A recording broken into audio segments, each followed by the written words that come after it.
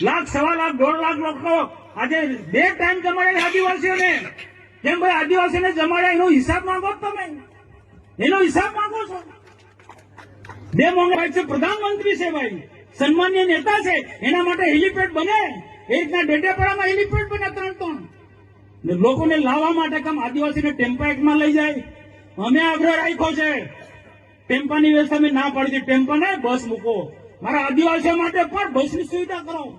અને આદિવાસીઓને અહીંયા ને કોઈ ભાજપના કેટલા કાર્યકર્તા નહોતા, સરકારી વહીવટી તંત્રને કીધું ગામમાં જે પણ લોકો હોય બિરસા મુંડાના જીવનમાંથી જેને પ્રેરણા લેવી હોય એવા લોકોને લઈ આવ્યો.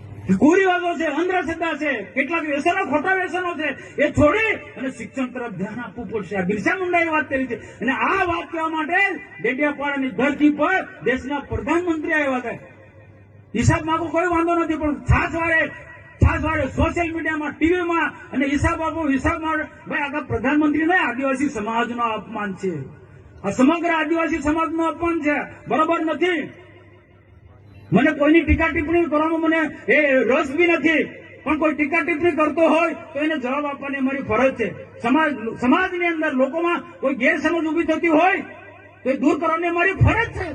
ભાઈ પ્રધાનમંત્રી આવે, ભાઈ પ્રધાનમંત્રી આવે તો એ પ્રકારનો કાર્યક્રમ બનવો જોઈએ કે નહીં? અને આદિવાસી વિસ્તારની અંદર આદિવાસી વિસ્તારને જમાયા છે, 2 ટાઈમ જમાડ્યા છે, તમામ પ્રકારની સુવિધા આપી છે, લાવવા લઈ જવાની બધી સુવિધા આપી છે. બહારની જે ટીમો આવી છે, બિરસા મુંડાના પરિવારના લોકો અહીંયા આવ્યા છે. અલગ અલગ રાજ્યોની સાંસ્કૃતિક આદિવાસી ટીમો એ ડેડિયાપાડામાં આવી છે અને નૃત્યો એમને કર્યા છે. આદિવાસી અલગ અલગ નૃત્યો અહીંયા બતાવ્યા છે એમને. એમને એમ કોઈ રાજનીતિ કરવા માટે કેવડિયાનો કાર્યક્રમ નથી બન્યો કે પછી ડેડિયાપાડાનો કાર્યક્રમ નથી બન્યો. બંને કાર્યક્રમમાં સરદાર વલ્લભભાઈ પટેલનો એકતા પરેડનો કાર્યક્રમ પણ રાષ્ટ્રીય પર્વ હતો ને બિરસા મુંડાનો પણ કોઈ રાજકીય પાર્ટીનો કાર્યક્રમ નહીં, રાષ્ટ્ર વિચારધારાનો ભરેલો કાર્યક્રમ હતો. જેમાંથી આવનારા દિવસોમાં 2047માં દેશ વિકસિત ભારત બનવાનો છે.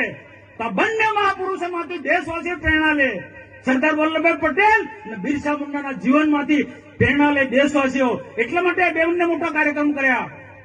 તો આજના પ્રસંગે મારે ઉપસ્થિત સર્વેને મારી નમ્ર વિનંતી છે, પોલીસ જવાનો પણ ઉપસ્થિત છે, કાયદો અને વ્યવસ્થા જણાવો. તમે ખૂબ મહેનત કરો, તમારા છોકરાને પણ ચિંતા કરજો ભાઈ.